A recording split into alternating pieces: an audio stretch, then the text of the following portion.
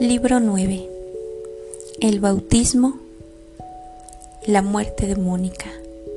Edad 33 años. Te repito, Señor, las palabras del Salmo 116. Rompiste mis cadenas, a mí, que soy siervo tuyo, hijo de tu esclava. Por eso ofreceré un sacrificio de alabanza para darte gracias. Y lo que dice el Salmo 35. Di a mi alma, yo soy tu victoria. Te daré gracias en la asamblea y te alabaré entre la multitud. Mi lengua pronunciará tu santidad. Todos los días te alabaré y diré siempre, ¿quién semejante a ti? ¿Quién era yo y cómo era yo? Que no hubo de malo en mis acciones o en mis palabras o en mis intenciones. Pero tú, Señor, fuiste bueno y misericordioso al librarme de la muerte eterna y al curar con tu poder la enfermedad de mi canceroso corazón. Todo el fondo de la cuestión consistía en eso, en que debía de dejar de querer lo inconveniente que yo amaba y empezar a querer lo que tú, Dios mío, querías. Ahora me pregunto, ¿dónde estaba entonces mi libre albedrío, mi libertad para escoger entre el bien y el mal? Profundos me tuviste que sacar para que yo pudiera cumplir lo que propones en el Evangelio. Tomen mi yugo, que es suave, y mi carga, que es ligera, y hallarán la paz de sus almas. Mateo capítulo 11, versículo 30. Cristo Jesús, te digo las palabras del Salmo 19. Tú eres mi roca y mi redentor. Qué agradable me resultó dejar de golpe las dulzuras de los goces sensuales de la vida y de las frivolidades. Antes tenía miedo de perderlas y ahora sentía gozo de dejarlas. Eras tú quien las había alejado de mí. Tu suavidad verdadera las iba alejando de mí y llegabas tú en su lugar. Y llegabas tú en lugar de ellas. Tú eres más suave y más agradable que todos los placeres.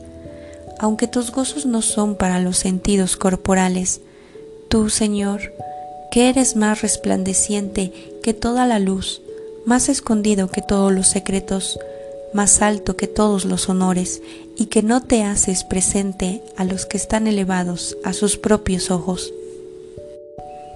Mi espíritu estaba libre ya de las angustias e inquietantes que traen la ambición, el orgullo y el deseo de tener dinero, y revolcarse en las pasiones sensuales. Y dialogaba con gusto contigo, Señor, Dios mío, claridad mía, mi riqueza y mi salvación. En presencia tuya, Señor, opté por no romper espectacularmente con mi actitud anterior, sino por irme retirando poco a poco de la labor que había ejercido, de vender mis palabras dando clases y conferencias para que aprendieran el arte de la oratoria. Tomé la decisión de alejarme de esta profesión para que en lo sucesivo aquellos jóvenes que son llevados por el amor a ti, sin delirios de grandezas y de falsos triunfos, no consiguieran en mis palabras armas para ganancias judiciales y vanas discusiones. Casualmente, faltaban ya pocos días para las vacaciones de verano y de final de año escolar, y opté por esperar con paciencia y así retirarme de mi antiguo oficio de una manera muy natural, como quien termina el año lectivo. Ahora ya ganado por ti, mi Dios, y rescatado de mi antigua esclavitud, no volvería a vender mis palabras para usos vanos.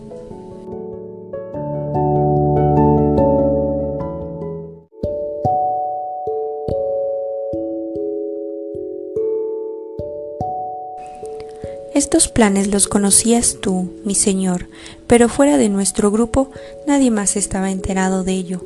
Incluso entre nosotros habíamos llegado a un acuerdo de no dar publicidad al hecho ante cualquier clase de persona, porque sabíamos que existen gentes que con el pretexto de orientar lo que hacen es poner obstáculos. Respecto a esta clase de individuos, teníamos que repetir lo que dice el Salmo 120. Líbrame, Señor, de los labios mentirosos, de la lengua traidora. ¿Qué te va a dar o a mandarte Dios? ¿Lengua traidora? Mientras yo digo paz, ellos dicen guerra. A los de nuestro grupo los habías herido en el corazón, Señor, con el fuego de tu amor, y tus palabras habían quedado clavadas en nuestra mente, y con los buenos ejemplos de otros que se habían convertido antes que nosotros, hacías que nuestro entretenimiento de oscuro se volviera resplandeciente, y nuestro corazón de muerto se convirtiera en viviente y lleno de fervor, y el fuego de tu amor llenaba de entusiasmo nuestra alma y alejaba el sueño de la pereza, impidiendo que cayéramos más bajo. El entusiasmo que nos concedías nos inflamaba de tal modo que las habladurías de las lenguas malévolas, en vez de extinguirse en nosotros la llama del amor de Dios, lo que hacían era aumentarla. Como por el favor de tu bondad, nuestros planes de conversión iban a conseguir bastantes alabanzas de los buenos, y mi actitud podría atraer las miradas y los comentarios de cuantos tenían los ojos puestos en mí. Esto podría hacer que los comentarios adversos pudieran decir que yo había renunciado a mi cargo de profesor antes de las vacaciones y de que terminara el año escolar, para darme importancia. Claro está que esto no me afanaba mucho, porque ¿qué me importaban las malas suposiciones que pudieran hacer acerca de mis verdaderas intenciones y de mis sentimientos, y que hubiera quienes convirtieran en objeto de burla el gran bien espiritual que habíamos logrado obtener? En aquel mismo verano empezaron a enfermarse mis pulmones debido al exceso de trabajo dando clases y conferencias. Comenzaba a tener dificultades respiratorias. Los fuertes dolores de pecho me impedían hablar con voz clara y por un periodo largo de tiempo. Al principio, esta enfermedad me angustió bastante porque era como obligarme a abandonar mi puesto de profesor y conferencista. La necesidad de tratar de encontrar una curación y de dedicarme a un descanso para la convalecencia de las enfermedades me obligaba a dejar por un tiempo mi oficio de hablar en público. Pero desde que tomé la resolución de dedicar mi vida entera a ti, Dios mío, que según el Salmo 46, eres el Señor Todopoderoso que está siempre con nosotros, hasta llegué a sentirme alegre de que me hubiera presentado esta excusa no fingida, con la cual se podía calmar el mal humor y el disgusto de aquellas personas que, con el deseo de que siguiera dándoles clases a sus hijos, pretendían que yo no gozara nunca de la libertad. Lleno de este gozo, aguardé con paciencia que pasara aquel tiempo de aproximadamente 20 días que faltaba para el inicio de las vacaciones. Pero esta espera me resultaba penosa porque ya no sentía aquella ambición de brillo que me empujaba antes a dar mis clases y a sobrellevar la pesada carga de este oficio. Afortunadamente, mi antigua ambición fue reemplazada por una capacidad de aguante, sin la cual no habría sido capaz de resistir. Hubo falta, quizás, alguno diría que yo cometí falta, no dejar de dictar aquellas clases de mentirosa vanidad, inmediatamente después de que resolví convertirme, teniendo ya el corazón tan lleno de servirte a ti, Señor, Dios mío. No voy a discutirlo, pero ¿no es cierto, Señor misericordioso, que también esa falta me la has perdonado junto con todos los demás horrendos y funestos pecados míos al concederme el santo bautismo?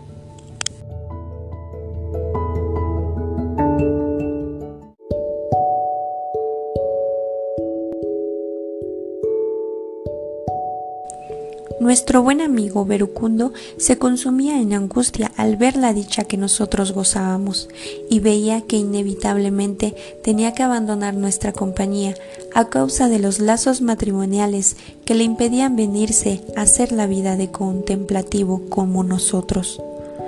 Estaba casado con una mujer creyente, aún no era cristiano y decía que sí quería ser cristiano, pero llevaba una vida como la que llevábamos nosotros, lo cual le era imposible.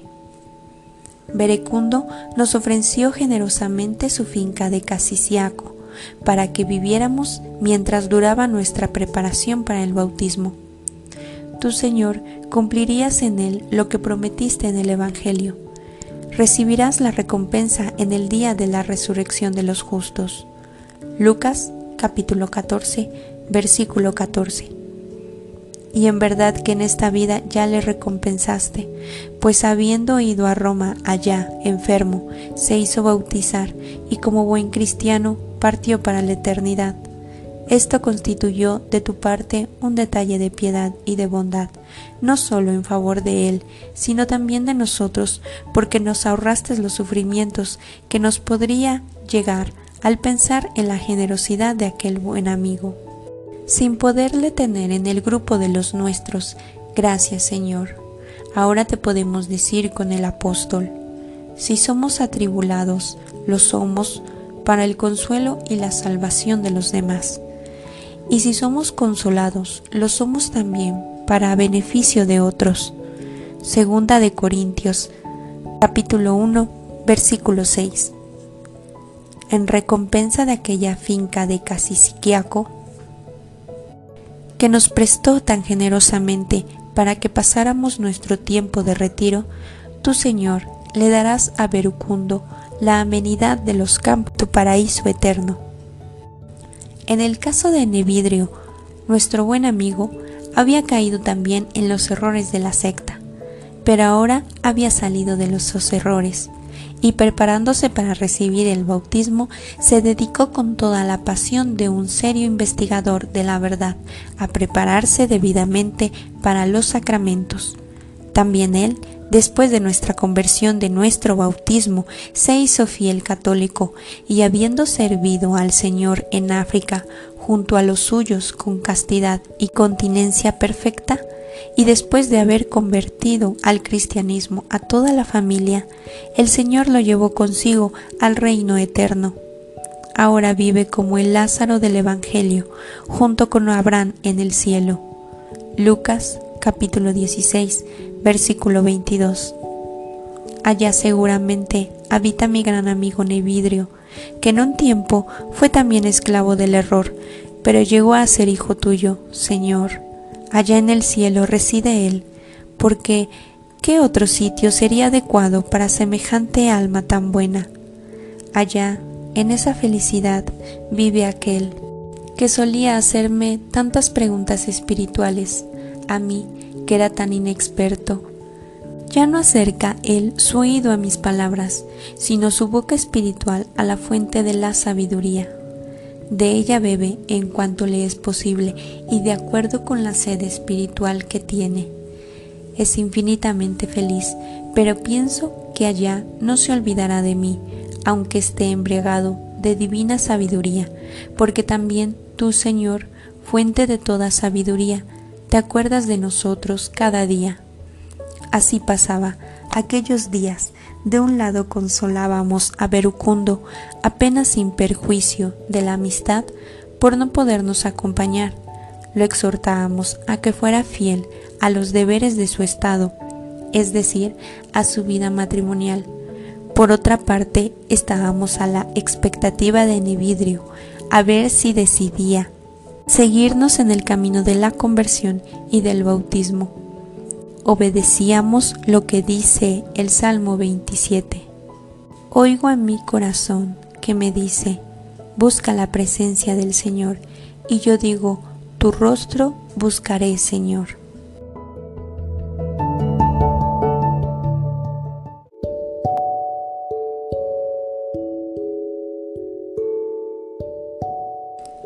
Por fin llegó el día en el que me libré de mi profesión de profesor de retórica, literatura y de elocuencia, de la que ya desde hace mucho tiempo me sentía espiritualmente liberado. En aquella ocasión libraste mi lengua, Señor, de aquella actividad de la cual ya habías liberado mi corazón.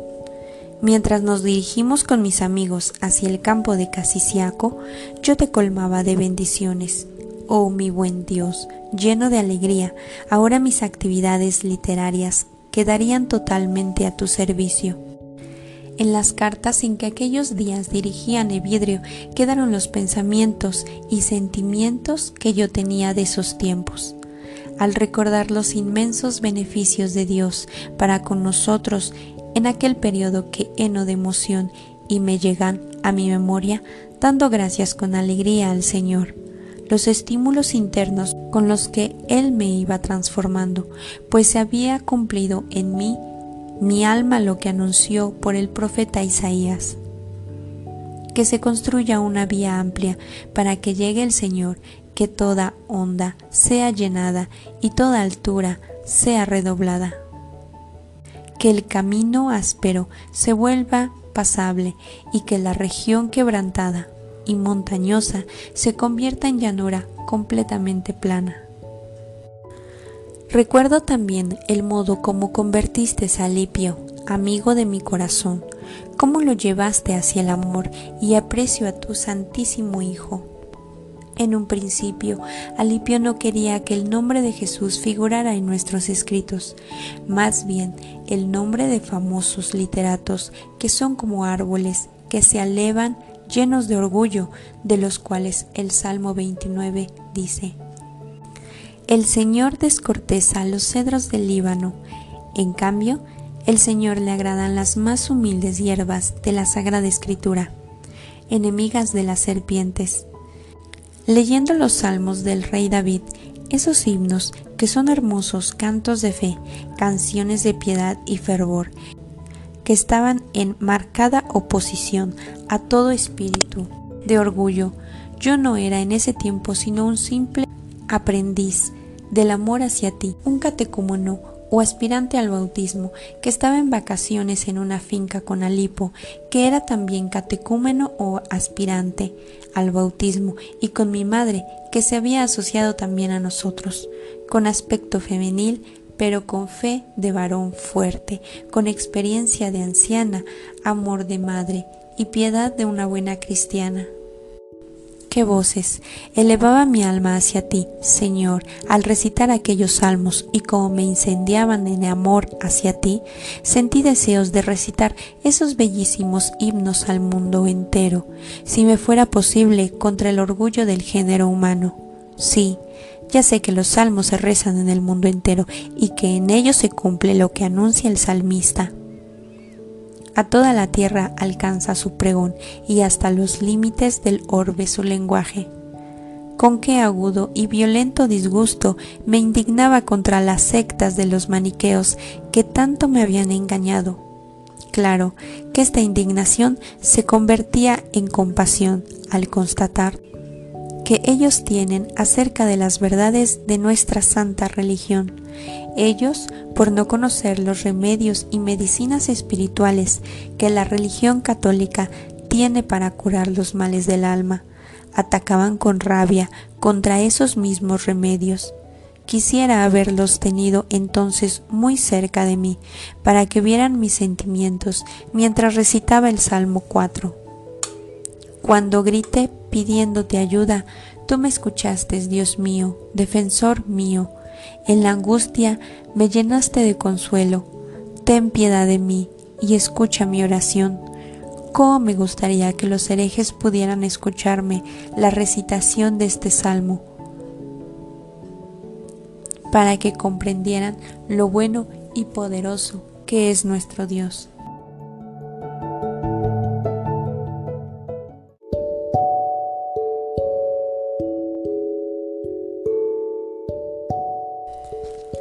En aquellos días de descanso y meditación en Casiciaco, a ratos me horrorizaba de temor y luego me llenaba de alegría y de esperanza por tu gran misericordia, repitiendo las palabras del Salmo 31.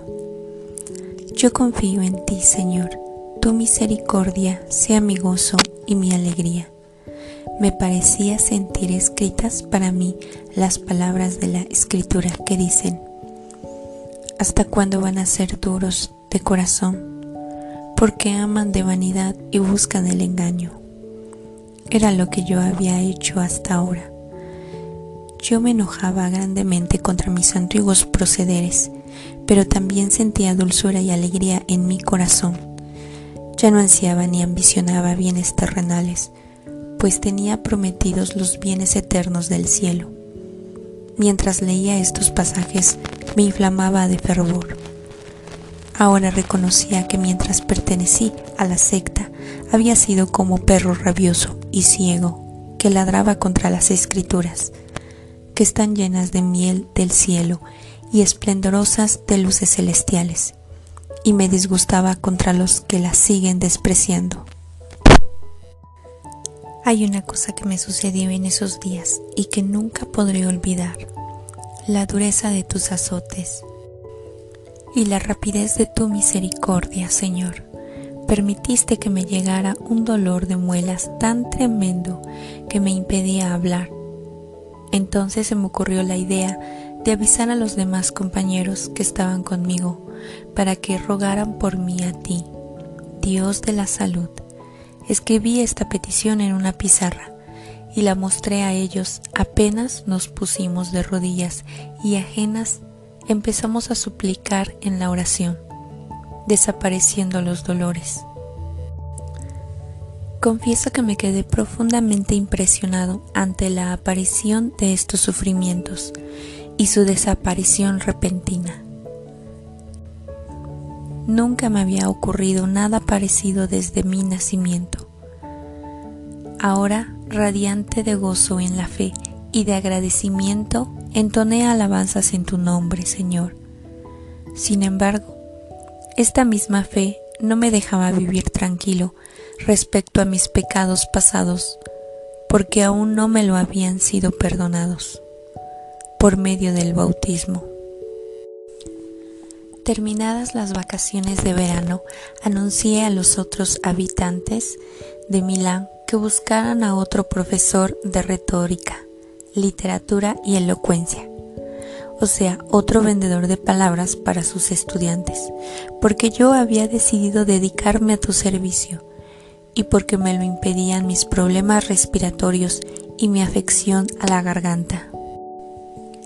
Luego avisé por carta al obispo, el santo varón Ambrosio, que reconocía mis errores pasados y que deseaba prepararme para el bautismo.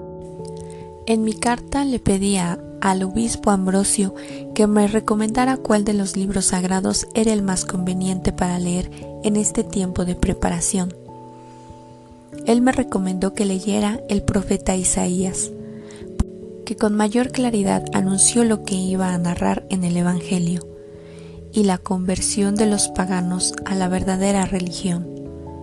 Pero me sucedió que como no logré entender los primeros capítulos que leí, lo más bello de este libro está al final. Me imaginé que todo el resto del libro era igual de difícil y dejé su lectura para más tarde, cuando estuviera más capacitado para entender su modo de hablar.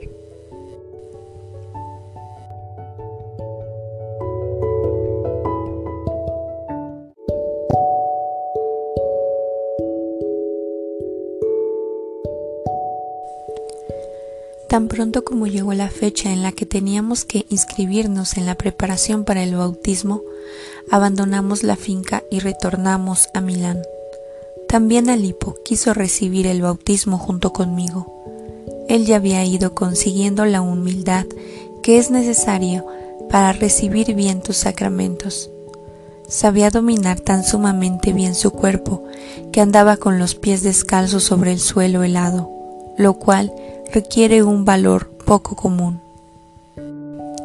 Nos llevamos también en nuestra compañía a mi hijo, el joven Adeodato, fruto de mi vida de pecado. Tú, Señor, lo habías conservado. Bueno, tenía unos 15 años y superaba en inteligencia a muchas personalidades famosas y muy instruidas. Esas cualidades eran regalos tuyos, Señor, Dios mío, creador de todo cuanto existe y dador de todo bien. Por lo que a mí me corresponde, no tenía más parte en este muchacho que mi pecado.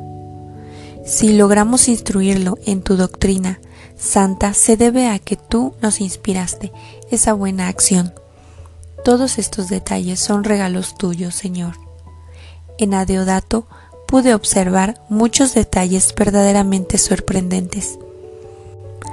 Aquella inteligencia y agudeza mental suya me daba miedo. Pero, ¿quién fuera de ti, Dios mío, podría ser el dador de esos regalos y cualidades? Pronto arrancaste su vida de la tierra. Lo recuerdo ahora con toda serenidad. Precisamente ahora que ya no tengo temor por lo que le hubiera podido pasar después de su niñez y adolescencia. Lo asociamos a nuestro grupo para que se instruyera en la fe. Recibimos el bautismo y huyó de nosotros el miedo por la vida pasada.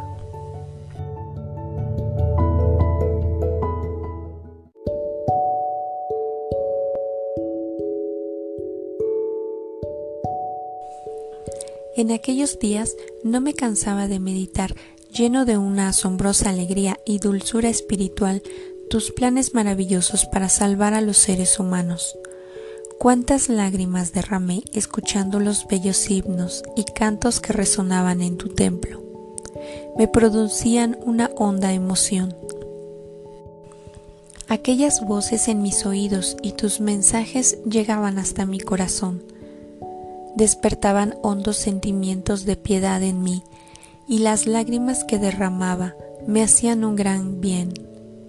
No hacía mucho tiempo que la iglesia de Milán había introducido la costumbre de entonar bellos cantos en las ceremonias religiosas, una práctica muy consoladora y estimulante que producía un gran entusiasmo entre los fieles, que hacían resonar al unísono sus voces y los nobles sentimientos de sus corazones. Justina, la madre del joven emperador Valentiniano, engañada por los errores de la secta arriana a la cual ella se había pasado, quiso quitarle a los católicos un templo de Milán y darlo a los herejes. Se le opuso el santo obispo Ambrosio, y para evitar que los otros ocuparan el templo, se encerró allí, con centenares de fieles, y para evitar que el pueblo se desanimara y no se dejara llevar por el aburrimiento, y enseñó bellos cantos religiosos aprendidos en Oriente. El pueblo fiel pasaba la noche en el templo dispuestos a morir, con su obispo, siervo tuyo. Allí mi madre siempre estaba en oración y en vigilia espiritual. Se dedicaba con los demás a orar y a cantar. Nosotros, que no teníamos todavía ese fervor de espíritu, nos sentíamos conmovidos al ver la ciudad tan espantada y conmocionada. Desde entonces se propagó y se popularizó la costumbre de entonar bellos cantos en las ceremonias religiosas, lo cual se hace ahora en todos los templos del mundo. Fue entonces cuando en una visión le manifesté al santo obispo Ambrosio el sitio donde estaban sepultados los mártires Gervasio y Protasio. Tú, Señor, permitiste este hallazgo para apaciguar la cólera de la emperatriz que había caído en la herejía. Durante el traslado solemne de los restos de estos primeros mártires de Milán hacia la basílica se obraron numerosos prodigios. Varias personas atormentadas por espíritus inmundos quedaron liberados y un ciego muy conocido de la ciudad que llevaba varios años en total ceguera, al oír el ruido del gentío preguntó de qué se trata y al informarle que estaban trasladando los restos de los mártires dio un salto y pidió al que lo guiaba que lo llevara junto al féretro de los santos. Llegado allí, suplicó que lo dejaran tocar con su pañuelo. Tan pronto como se acercó el pañuelo al féretro y luego tocó con él sus ojos, estos recobraron inmediatamente la vista.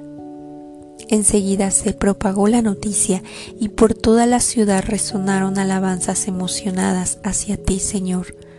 aunque con este suceso aquella gobernante enemiga de nuestra religión no se acercó a la verdadera fe que la podía salvar, por lo menos esto sirvió de freno a su persecución.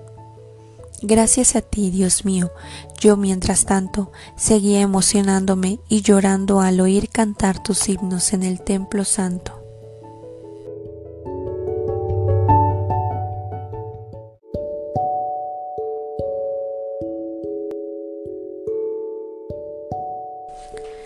Tú que haces vivir en una misma casa a los de un mismo corazón, hiciste que se uniera a nuestro grupo Evodio, que era también nuestro pueblo natal.